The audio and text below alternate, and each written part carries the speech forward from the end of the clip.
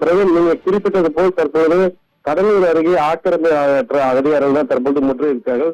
குறிப்பா சொல்லும்போது கடலூர் அடுத்த வெள்ளக்கரை, பெத்தாங்குப்பம் உள்ளிட்ட பகுதியில் அரசுக்கு சொந்தமான 160 ஏக்கர் நிலம் தான் தற்பொழுது இவர்களே வசம் இருந்தது. தற்பொழுது கடலூர் ஒன்றிய வெள்ளக்கரை ஊராட்சிக்கு உட்பட்ட மலையடிக்குப்பம், கொடுக்கன்பாளையம், பெத்தாங்குப்பம் கிராமங்களில் 500க்கும் மேற்பட்ட குடும்பங்கள் வசித்து வருகின்றன.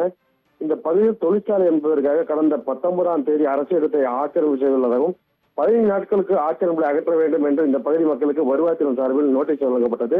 இதைத் தொடர்ந்து தற்பொழுது இந்த பகுதியில் இருக்கக்கூடிய இன்று அந்த நிலத்தை அளக்க வந்திருக்கிறார்கள். குறிப்பாக சொன்னால் மலையடி கிராமத்தில் சமையல் பாத்திரங்கள் போராட்டத்தில் ஈடுபட்டனர். தொடர்ந்து இந்த பகுதியில் 100 ஆண்டுகளுக்கு மேலாக வசித்து வருகின்றோம். பட்டா வழங்க கோரி அனைத்து மனு அளித்திருந்தனர். சுமார் 150 பேரின் வீடுகள் மற்றும் முந்திரி பயிர்கள் அகற்றப்படும் என்று அதிகாரிகள் அறிவித்திருந்தனர். இது தொடர்பாக மாவட்ட ஆட்சியர் சந்தித்து முறையிட்டனர்.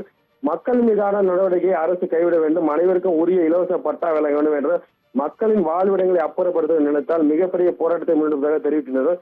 இந்நிலையில் தான் தற்போது இந்த இடத்தில் தற்போது வருவாய்த்துறையினர், காவல்துறை உள்ளிட்டோர் அனைத்தரும் அங்கு முற்றுகையிட்டு நிலத்தை அளக்க வந்தனர். தற்போது அங்க இருக்கக்கூடிய பொதுமக்கள் சிறியோர் முதல் பெரியோர்கள் வலுக்கட்டாயமாக, அதாவது பண்ருட்டி துணை காவல் கண்காணிப்பாளர் ராஜா தலைமையில் 100க்கும் மேற்பட்ட போலீசார் குவிக்கப்பட்டு அங்க இருக்கக்கூடிய பொதுமக்களை அனைவரையும் தற்போது வலுக்கட்டாயமாக கைது செய்து வருகிறார். பிரவீன்,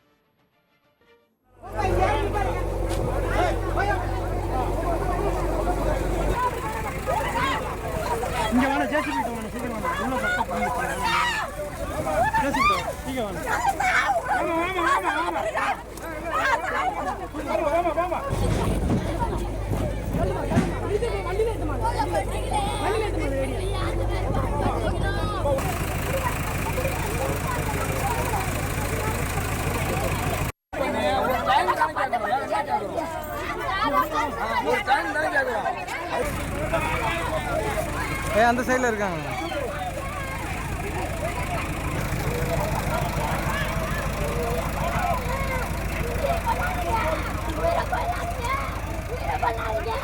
Udah,